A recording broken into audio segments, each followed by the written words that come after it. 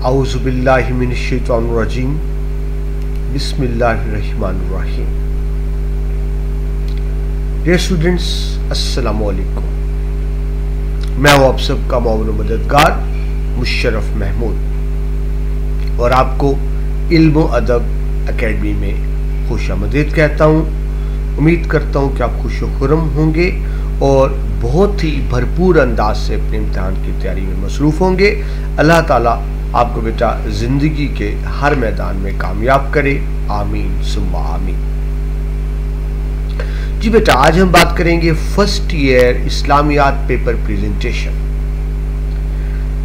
Paper presentation जिसको उर्दू में हम पेशकश कहते हैं, बेहतरीन पेशकश, यानी आपने अच्छे अंदाज से लिखा।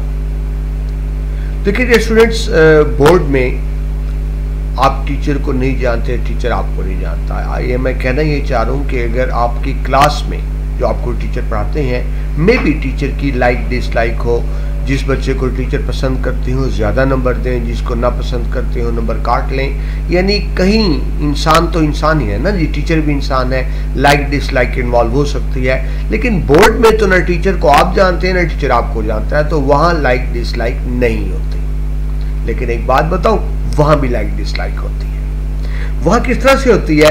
टीचर बेटा जब आपका पेपर देखता है तो एक इंप्रेशन बनाता है, जिसको फर्स्ट इंप्रेशन आपको यूं समझें। लेट्स सपोज, वैसे ये बुक है, लेट्स सपोज के ये टीचर आपका पेपर चेक करे। टीचर क्या करेगा? ये देखें, वो एक दफा यूं करेगा, यूं एक दफा यूं करके देखेगा और जहन में ये बात बिठा लें कि वो राय बना लेगा। पहले इंप्रेशन में एक राय बना लेगा, बच्चा अच्छा है, पढ़ने वाला है या नालायक है, बच्चे ने दिल से पेपर की है या जान छुड़ाई है। अगर टीचर ने पहली राय ये बना ली कि बच्चा पढ़ने वाला है, अच्छा बच्चा है, तो वो अब आपको अच्छे नंबर देना शुरू कर देगा। एक पॉजिटिव जहन बन गया ना। जब नहीं भी बनेगी, इनकरेजिंग मार्क्स देना शुरू कर देगा। लेकिन अगर पहला तासुर ही खराब हुआ, टीचर को लगा बच्चा नालायक है या इसने दिल से नहीं किया, जान छुड़ाई है, तो टीचर के ज़हन में एक मनफी तासुर बन जाएगा। अब आपने अच्छा भी पेपर किया है, लेकिन क्योंकि टीचर के ज़हन में आपका एक मनफी तासुर बन चुका है, वो खामखा नंबर काटना शुरू कर देगा। तो क्यों कहते हैं बेटा first impression is the last impression, और वो आप फर्स्ट इंप्रेशन बेहतर बनाने की भरपूर कोशिश करें। ये तो बेटा आप भी जानते हैं कि बोर्ड में टीचर के लगाए हुए नंबर फाइनल होते हैं। यानी टीचर ने अगर आपको 5 में से 2 नंबर दे दिए तो सदर, वज़ीर आज़म और सुप्रीम कोर्ट 2 को 3 नहीं कर सकते। टीचर के नंबर फाइनल होते हैं। रिकाउंटिंग नहीं होती बेटा, रीचेकिंग नहीं होती, वो रिकाउंटिंग होती है। रीचेक में कभी भी नंबर चेंज नहीं होते। ठीक है जी। तो आपने फर्स्ट इंप्रेशन अच्छा डालना है, पहला तासुर अच्छा डालना है, तो अच्छे नंबर मिलने शुरू कर जाएंगे। और पहला तासुर अच्छा किस तरह डालेंगे कि टीचर को आपका पेपर अच्छा लगे। और बेटा इसी को कहते हैं पेपर प्रेजेंटेशन। उर्दू के में कहेंगे कि बेहतर पेशकश, लेकिन शायद पेशकश आपको समझ ना आए तो प्रेजेंटेशन ही समझ आती है। अगर आपकी प्रेजेंटेशन अच्छी है, टीचर पे पहला तासुर अच्छा पड़ेगा और नंबर लेते चले जाएंगे। अब होता क्या है, हमारे बेटा इदारों में हम सारा साल पढ़ते रहते हैं, तालीम पे तवज्जो देते हैं, रट्टे मारने पे तवज्जो देते हैं, लेकिन प्रेजेंटेशन पे तवज्जो नहीं देते। और यकीन कीजिए बोर्ड में प्रेजेंटेशन की बहुत ज़्यादा अहमियत है। बोर्ड में बेटा बहुत ज़्यादा अहमियत क्यों है? याद रखिए बेटा, बोर्ड में एक एक लफ्ज़ नहीं चेक होता, ये गलत बयानी होगी कि लफ्ज़ चेक होगा। टीचर एक सरसरी सा जायजा लेता है। तो अब देखिए, अगर टीचर एक एक लफ्ज़ पढ़ के नंबर दे तो फिर वो आपके कंटेंट के मुताबिक नंबर देगा। लेकिन अगर वो एक एक लफ्ज़ नहीं पढ़ रहा तो फिर जनरल प्रेजेंटेशन पे ही आपको नंबर मिलते हैं। यानी इसको यूँ समझें कि एक बच्चे की तैयारी बहुत अच्छी है, मटेरियल बहुत अच्छा है, प्रेजेंटेशन अच्छी नहीं है, वो कम नंबर लेगा। लेकिन एक बच्चा जिसकी तैयारी बहुत अच्छी नहीं है, एवरेज तैयारी है, लेकिन वो प्रेजेंटेशन के उसूलों को जानता है, उसने प्रेजेंटेशन के उसूलों को फॉलो किया है, यकीन कीजिए वो ज्यादा अच्छा नंबर ले जाएगा। तो आपकी सारे साल की मेहनत एक तरफ और एक अच्छी प्रेजेंटेशन एक तरफ। ठीक है, तो आई होप आपको समझ आ गई होगी प्रेजेंटेशन की क्या अहमियत है। ये बेटा आपके लिए इंतहाई अहम लेक्चर पेपर प्रेजेंटेशन का। हम बात करें इस्लामियात की पेपर प्रेजेंटेशन की, लेकिन ज़हन में रखें बेटा, यहाँ जो मैं आपको उसूल बता रहा हूँ, कुछ पॉइंट्स बता रहा हूँ, वो सिर्फ इस्लामियात नहीं, आपने तमाम सब्जेक्ट्स पे अप्लाई करने हैं।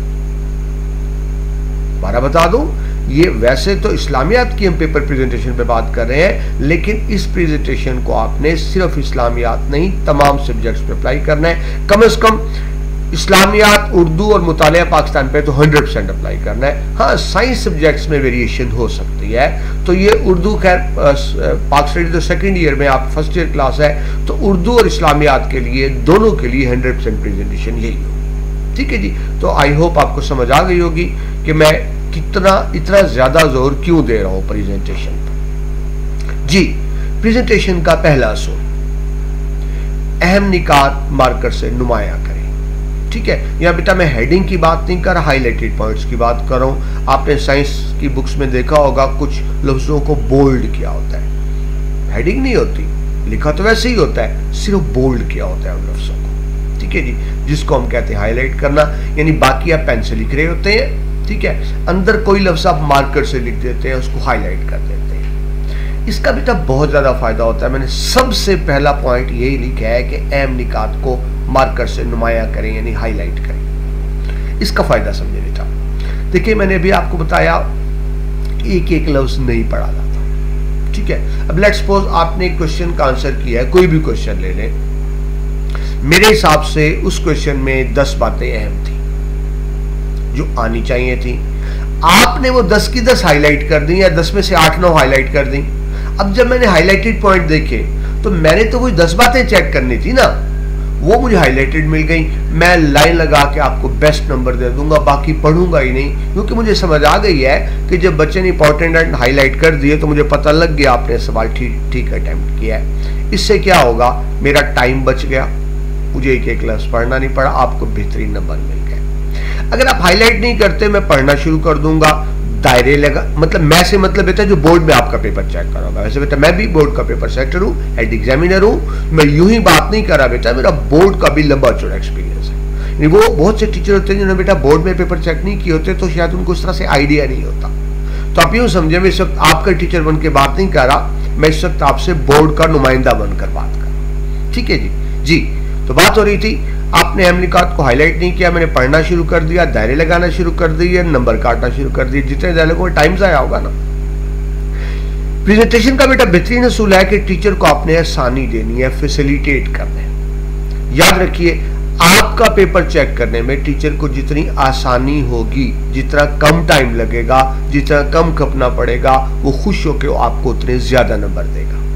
आपका पेपर चेक करने में टीचर को जितनी उलझन होगी, जितना ज्यादा टाइम लगेगा, जितना ज्यादा खपना पड़ेगा, वो और तो कुछ नहीं करेगा, गुस्से में नंबर जरूर काटेगा। ठीक है, तो टीचर को आपने फैसिलिटेट किस तरह से करना है, जब अहम निकात आप मार्कर से हाईलाइट करेंगे, टीचर को पेपर चेक करने में आसानी होगी, आपको अच्छे नंबर मिल जाएंगे। अच्छा, यहाँ बच्चे गलती करते हैं, वो उठा के आधा पेज ही हाईलाइट कर देते हैं, 4-4 लाइन इकट्ठी हाईलाइट कर देते, बेटा वो भी बुरा लगता है। ठीक है जी, एक पेज पर कम से कम 4-5, ज्यादा से ज्यादा 6-7 पॉइंट्स हाईलाइट, 6-7 वर्ड्स, कम से कम 4-5 वर्ड्स, ज्यादा से 6-7 वर्ड्स, इससे ज्यादा हाईलाइट ना करें, वो भी बुरा लगता है। ठीक है जी, तो पहला बात हाईलाइट की। पहले बेटा मैं फर्स्ट टाइम पॉइंट क्या करता था, मार्जिन लाइन लगाई। ठीक है, लेकिन अब आमतौर पे क्योंकि बोर्ड में ऑलरेडी मार्जिन लाइन लगी होती है, मैंने इसलिए मार्जिन लाइन की बात नहीं की, बोर्ड में ऑलरेडी लगी होती है। लेकिन वैसे आपको बता दूं, अगर बोर्ड में मार्जिन लाइन नहीं लगी हुई तो फिर आपको पता हो आपने एक साइड पर मार्जिन लाइन लगानी है, यानी उर्दू है तो राइट साइड पर, इंग्लिश है तो लेफ्ट साइड पर। एक साइड पर मार्जिन लाइन लगाएंगे, 1 इंच जगह छोड़कर लगाएंगे, और कोशिश करें सिंगल लाइन की बजाय डबल लाइन लगा दें, ज्यादा अच्छी लगती है। उसका तरीका भी बता दो बेटा, वैसे मार्कर मिल जाते हैं कि आप सिंगल लाइन लगाते हो, अपने आप डबल लग जाती है। आपको ऐसा मार्कर नहीं मिलता, कटा हुआ मार्कर ले लें, उसको दरमियान में थोड़ा टक लगा दें, तो खुद ब खुद डबल लाइन लगा देगा। लेकिन अगर पहले से लगी हुई है तो फिर आपने लाइन वाली बात नहीं करनी। ठीक है जी, तो पहला पॉइंट अहम निकात मार्कर से हाईलाइट करें। ठीक है जी, इसके बाद आगे चलें, पहले पॉइंट के बाद आगे चलें दूसरे पॉइंट पर। वो क्या है जी, पैराग्राफ में। देखिए बेटा, हम बोलते हुए सांस लेते हैं, तो मेहरबानी क्या करें, पेपर को भी सांस लिया करें। जब आप लगातार लिखते हैं तो ये ऐसा ही है कि मैं बगैर सांस लिए बोलूं। अब अगर मैं बगैर सांस लिए बोलना शुरू कर दूं तो आपको वो तो अजीब सा लगेगा कि ये क्या हो गया सर को। तो बिल्कुल वही बात कि पैराग्राफ बनाया करें। पैराग्राफ नहीं बनाते, सफ़ा भरा भरा लगता है, वो दिखने में भी उलझन होती है और यकीन कीजिए पढ़ने में भी उलझन होती है। जब पैराग्राफ ना हो ना, आप कभी खुद नोट करें, पढ़ने में भी उलझन होती है। तो वही बात, टीचर को आपका पेपर पढ़ने में उलझन होगी, जितनी उलझन होगी आपके नंबर काटेगा। तो पैराग्राफ जरूर बनाए, मगर इसका ये मतलब भी नहीं कि सारे पैराग्राफ बना दे, बहुत सारे पेपर खाली खाली लगे। तो एक पेज पर कम से कम 2 पैराग्राफ, ज्यादा से ज्यादा 3 पैराग्राफ, 2 से कम ना हो, 3 से ज्यादा ना हो, लेकिन पैराग्राफ बनाए जरूर। पेपर खूबसूरत भी लगता है और उसको चेक करने में आसानी भी होती है। पॉइंट नंबर 3 जी, कटिंग, ओवरराइटिंग, रिमूवर, व्हाइटनर से मुकम्मल ग्रेस करें। वैसे ये तो बेटा आप जानते हैं, रिमूवर व्हाइटनर तो वैसे ही अलाउ नहीं होता, ठीक है, तो वो तो बात करने की जरूरत नहीं है, ठीक है। अलबत्ता बच्चे ये करते हैं, इम्तिहान के प्रेशर भी तो होता है ना, एक प्रेशर होता है, वो जल्दी में लिखते हैं, लफ्ज गलत कर दिया और फिर उसको ठीक करने की कोशिश की। ये आप अच्छी तरह जानते हैं, जब गलत को ठीक करते हैं ना, गलत लफ्ज को, वो और ज्यादा गलत हो जाता है। और ये भी इंसानी नफ्सियात है कि आपने पूरा पेज साफ सुथरा लिखा है, एक जगह पे ओवर राइटिंग आई तो टीचर की नजर सबसे पहले ओवर राइटिंग पर ही जाएगा और वो जरूर दायरा लगाएगा और फिर नंबर भी काटेगा। तो पहली बात तो बेटा कोशिश करें, नर्वस आपने नहीं होना, कोशिश करें ओवर राइट गलत ना हो। फिर भी इंसान है, गलती हो गई, तो अब आपने क्या करना है, अब आपने क्या करना है, जो लफ्ज गलत हो गया ना, उसके राइट लेफ्ट छोटी सी ब्रैकेट डाल दें, ठीक है, राइट लेफ्ट दोनों तरफ, ऊपर छोटा सा क्रॉस लगा दें, साफ सुथरा उस लफ्ज को दोबारा लिख दें, ठीक है जी। उस लफ्ज को कटिंग न करें, दोबारा सुन लें, अगर गलत हो गया राइट लेफ्ट छोटा सा क्रॉस लगाए, छोटी सी ब्रैकेट लगाएं, ऊपर छोटा सा क्रॉस लगाए, आगे दोबारा लिख दें, इस तरह ओवर राइटिंग नहीं होगी।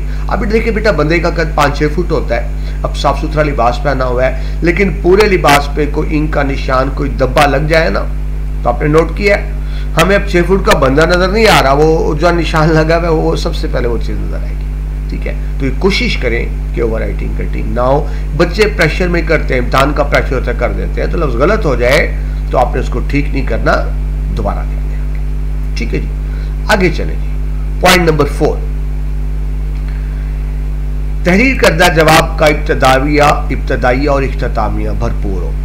देखिए बेटा, मेरा अपना एक्सपीरियंस भी है कि जब आप क्वेश्चंस के जवाब लिखते हैं, खासतौर पे लॉन्ग क्वेश्चंस के, तो एक्चुअली 1/3 आपकी तैयारी होती है, बाकी गपशप होती है ना, ऐसी बात। यानी अगर आपने 3 पेज लिखे हैं तो एक्चुअली तैयार आपने 1 पेज किया था, आपने उस बात को फैला दिया, एक्सपेंड कर दिया, इधर उधर की बात कर दी, मिसालें दे के 3 पेज बना दिया। एक्चुअली आपके पास जो मवाद मटेरियल था 1 पेज का था।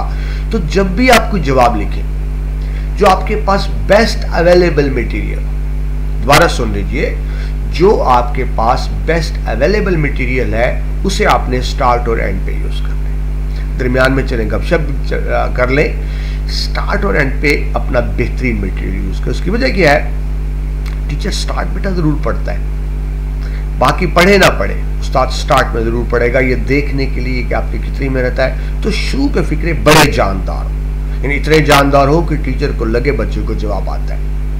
एंड पे भी जरूर पढ़ता है, क्योंकि नंबर टीचर ने एंड पर लगाने।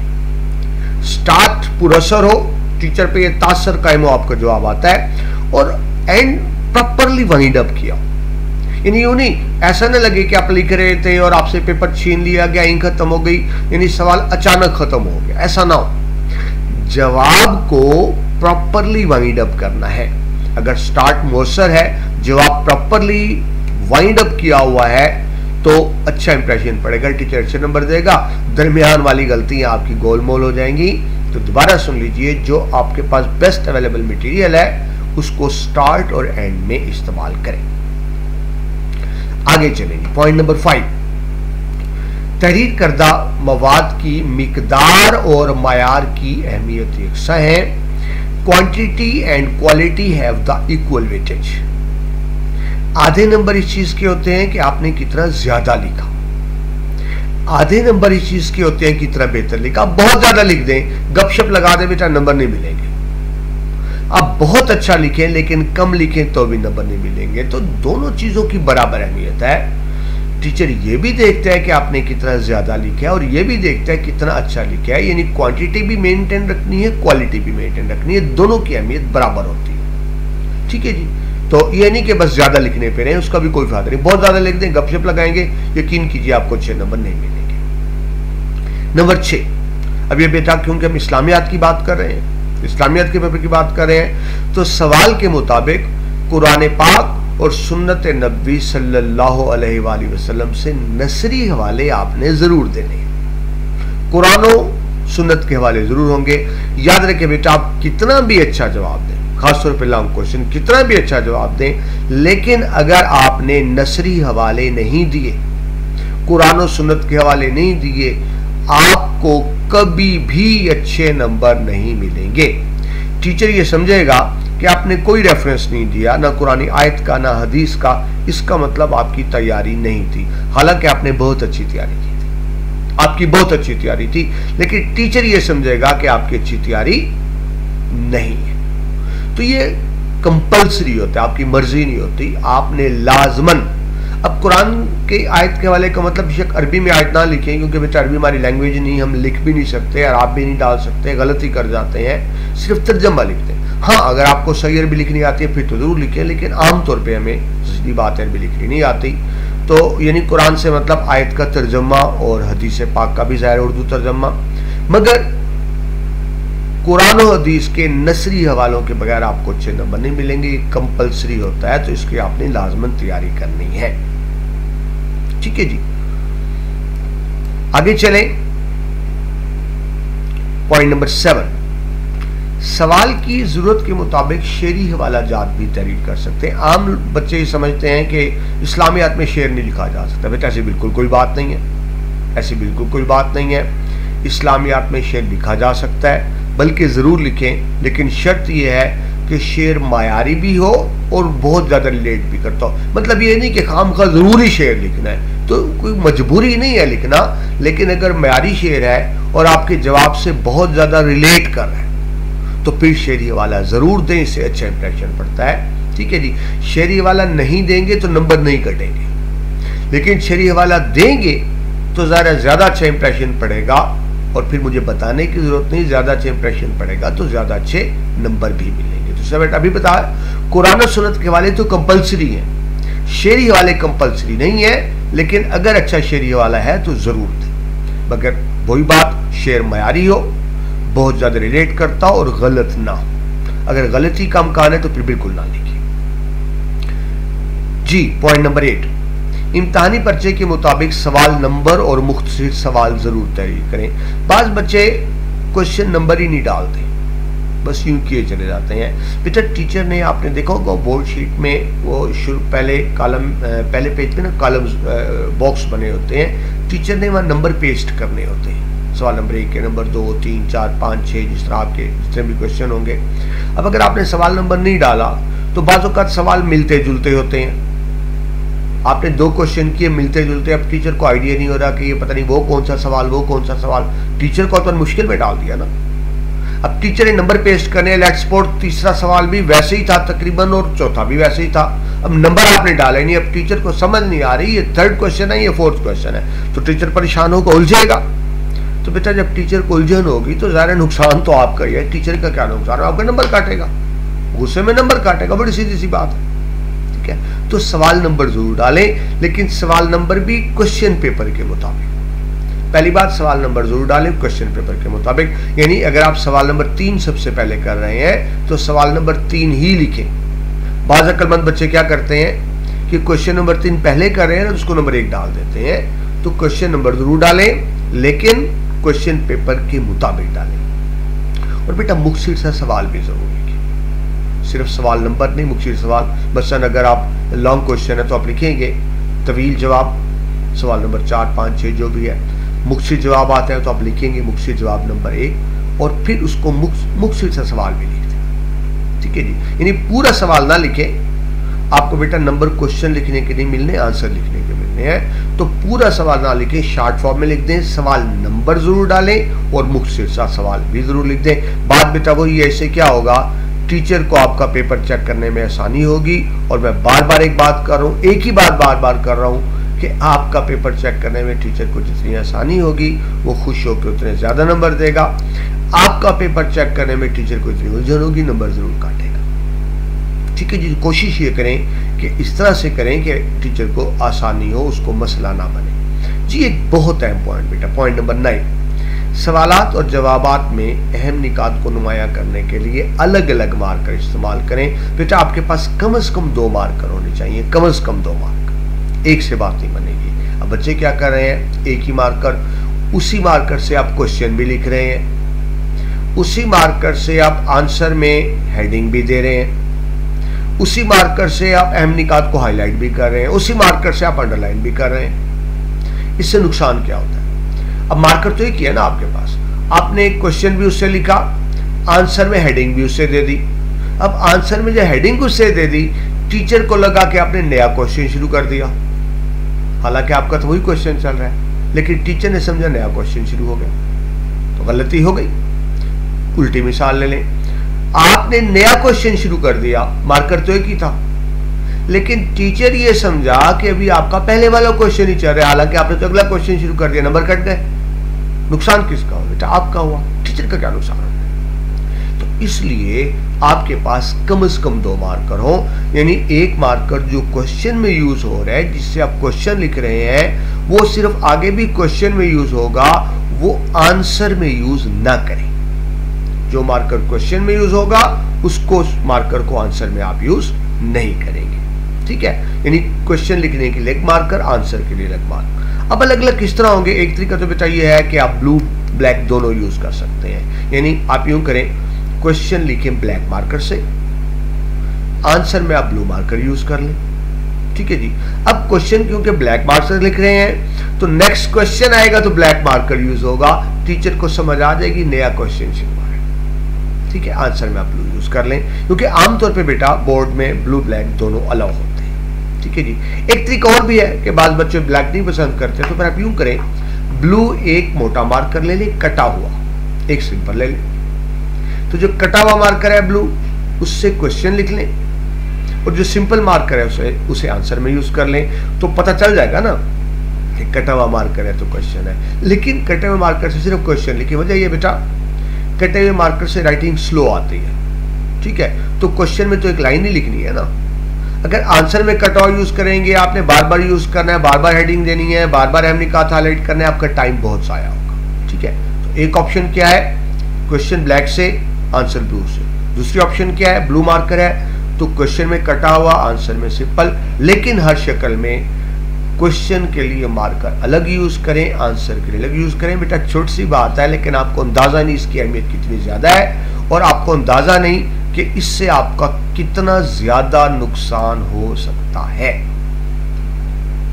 नेक्स्ट पॉइंट नंबर 10, नया सवाल नए सफे से शुरू करें। ये बेटा आदत बना लें।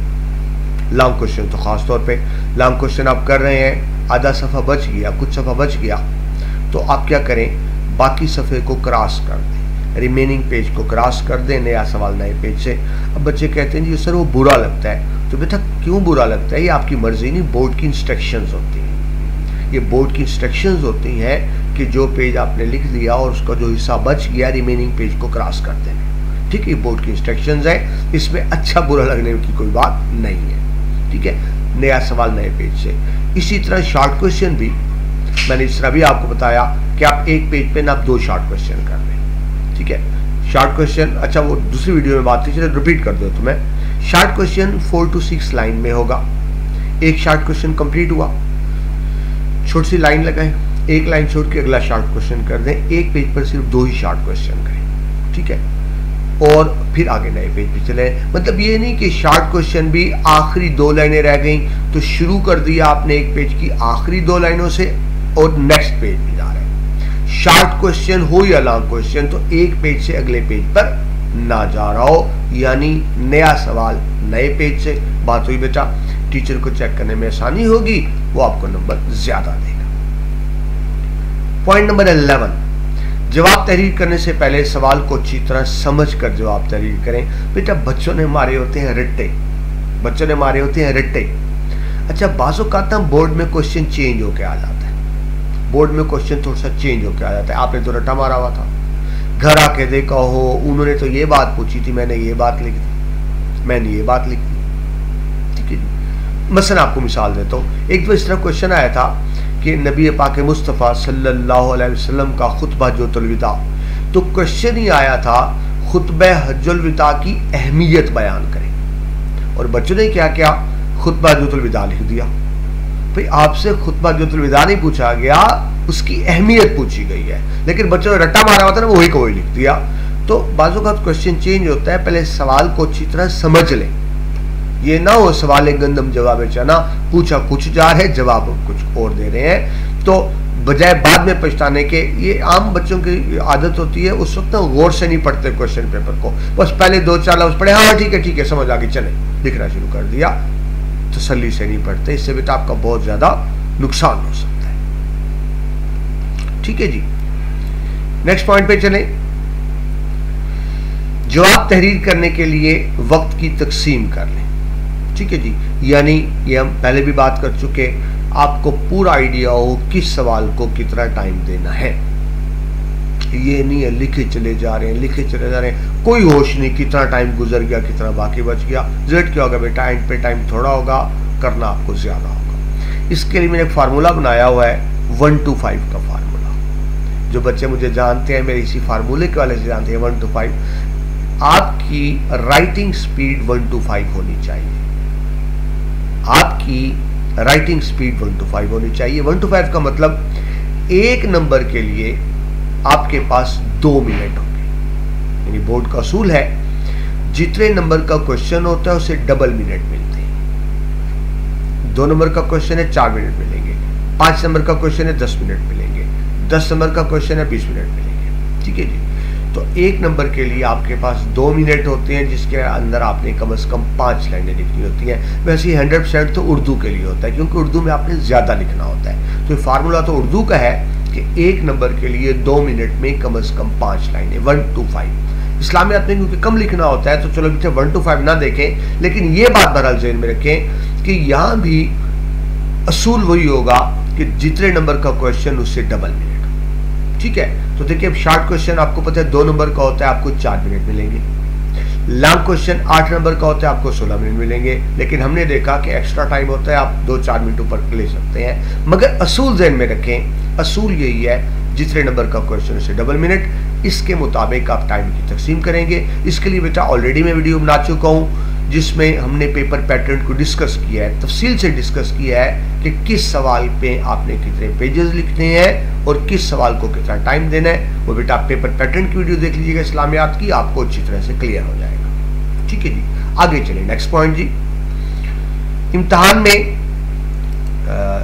3 लिखा गया, आपका ये 2 घंटे का पेपर होता है। जो बेटा आपका पेपर है 2 घंटे का, तो ये आपने पूरी तकसीम करनी है कि किस सवाल को कब करना है। वही बात, टाइम डिस्ट्रीब्यूशन को लेकर चलना है। ठीक है जी, क्योंकि 2 घंटे का पेपर है, तो सिंपल सी बात, पहले घंटे में आप क्या करते हैं, स्टार्ट में तो आपको पता है MCQs करने होते हैं, हिसाब-बारूज़ी, MCQs और शॉर्ट क्वेश्चन। पहले घंटे में आपने करने हैं MCQs और शॉर्ट क्वेश्चन, दूसरे घंटे में आपने करने हैं 2 लॉन्ग क्वेश्चन। ठीक है, और फिर आपके पास 15 मिनट बच जाते हैं, उसमें आपने रिवाइज करना होता है। मतलब ये है कि जब पहला घंटा कंप्लीट हो तो आपकी शॉर्ट क्वेश्चंस कंप्लीट हो। सवाल नंबर 1 क्या था, MCQs छोड़ दे वो तो हो गया। सवाल नंबर 2 शॉर्ट क्वेश्चन, सवाल नंबर 3 शॉर्ट क्वेश्चन। जब 1 घंटा कंप्लीट हो तो आपका सवाल नंबर 3 कंप्लीट होना चाहिए। दूसरे और आखिरी घंटे में 3 लॉन्ग क्वेश्चन में क्वेश्चन 2 करने हैं। तो यूं बेटा आप टाइम की डिस्ट्रीब्यूशन बनाकर चलेंगे। नेक्स्ट बेटा पॉइंट नंबर 14, हमने कोई 15 पॉइंट्स देखने हैं। जब आप तहरीर करने के लिए बेहतरीन अल्फाज का चुनाव करें। बेटा जो हम अल्फाज बोलते हैं ना, इस वक्त मैं जो बोल रहा हूँ या जो आप बोलते हैं लिखते हैं, इससे आपकी शख्सियत का पता चलता है, आपकी ग्रूमिंग का पता चलता है, आपके इल्म, आपके नॉलेज, आपकी तमीज़, आपके शऊर का पता चलता है। तो बेटा हम कहते हैं जो मर्जी लफ्ज़ लगा दो, नहीं, ऐसी बात नहीं होती। अल्फाज के चुनाव में एहतियात करें। जब आप खूबसूरत अल्फाज लिखते हैं, अच्छे अदबी अल्फाज लिखते हैं, टीचर पर अच्छा इंप्रेशन पड़ता है। क्योंकि टीचर तो आपको पर्सनली नहीं जानता ना, वो आपको किस तरह जानेगा, आपकी पेपर प्रेजेंटेशन से और जो आपने अल्फाज लिखने हैं। तो कोशिश कीजिए कुछ अच्छे अल्फाज आपको याद हो, यानी आपकी उर्दू, मतलब ये है कहने का कि आपकी उर्दू वो ना हो जो आप 5वीं 6वीं में लिखते थे। मैं ये नोट देखता हूँ कि फर्स्ट ईयर सेकंड ईयर के बच्चे का उर्दू का मेयार भी वही होता है जो क्लास 4 और 5 के बच्चे का। ठीक है, तो जाहिर है उससे अच्छा इंप्रेशन नहीं पड़ता। कोशिश करें अल्फाज का चुनाव अच्छा हो, कुछ खूबसूरत अल्फाज हो, और ख़ासतौर पर बेटा इस्लामियात में जिक्र आएगा नबी पाक मुस्तफ़ा सल्लल्लाहु अलैहि वसल्लम का, सहाबा इकराम का, औलिया इकराम का। तो बेटा जो बुजुर्ग हस्तियाँ होती हैं इनका जिक्र आपने बड़े एहतराम से लिखना होता है। नबी पाक के नाम के साथ आप सल्लल्लाहु अलैहि वसल्लम भी लिखेंगे, सहाबा के नाम के साथ रज़ियल्लाहु तआला भी लिखेंगे, यानी वो क्योंकि हमारी बड़ी शख्सियात हैं तो एहतराम के साथ उनका जिक्र करना है। मैंने ये देखा है कि बाल बच्चों का पेपर अच्छा होता है लेकिन उनको सेंस नहीं होती कि बुजुर्गों की नाम एहतराम से लिख रहे हैं। यकीन कीजिए बेटा, इस्लामियात के टीचर चेक करेंगे, पेपर चेक करेंगे, जरा इस्लामियात के टीचर होते हैं, अगर आपने नबी पाक के सहाबा का नाम बहुत एहतराम से नहीं लिखा तो यकीन कीजिए टीचर ये भी करते हैं, वो इसी गुस्से में भी नंबर काट लेते हैं कि बच्चे को इतनी तमीज़ भी नहीं है कि नबी पाक का नाम किस तरह एहतराम से लेना है, सहाबा इकराम का नाम किस तरह एहतराम से लेना है, उस बात में भी नंबर काट लेते हैं। ठीक है जी, एक तो बेटा सिर्फ नंबरों के लिए नहीं, मुसलमान है, हमारा फर्ज है कि बुजुर्ग शख्सियात का नाम एहतराम से ले, हमारा बेटा वैसे भी फर्ज है। ठीक है जी, और पेपर की रिक्वायरमेंट भी है। आखिरी पॉइंट जी,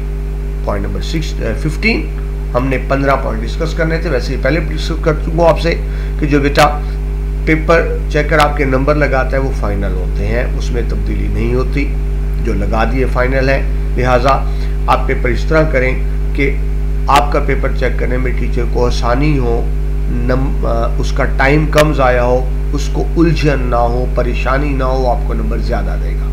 आपका पेपर चेक करने में टीचर को उलझन हुई, परेशानी हुई, समझ नहीं आ रही, टाइम ज़्यादा लग रहा है, गुस्से में नंबर ज़रूर काटेगा। और वो आप कैसे कर सकते हैं बेटा, प्रेजेंटेशन अच्छी हो, आपकी हैंड राइटिंग अच्छी है। ठीक है जी, तो बेटा अगर आप इन असूलों पर अमल करते हैं, मैंने आपको 15 असूल बताए प्रेजेंटेशन के, और साथ ये भी बताया कि सिर्फ इस्लामियात के लिए नहीं है, ये प्रेजेंटेशन के असूल आप बाकी सब्जेक्ट्स पे भी अप्लाई करेंगे, तो इससे क्या होगा, आप ज़्यादा बेहतर नंबर लेंगे। एंड पे बेटा दोबारा बता दूं, जो पहले बात कही थी, अगर आपकी तैयारी बहुत अच्छी है, मटेरियल बहुत अच्छा है, प्रेजेंटेशन अच्छी नहीं, आपको कम नंबर मिलेंगे। अगर आपकी तैयारी बहुत अच्छी नहीं है लेकिन आपकी प्रेजेंटेशन बहुत अच्छी है, तो यकीन कीजिए आप ज़्यादा नंबर ले जाएंगे। प्रेजेंटेशन पे तवज्जो दीजिए, हम सिर्फ याद करने पर, पढ़ने पर तवज्जो देते हैं, प्रेजेंटेशन पे तवज्जो नहीं देते।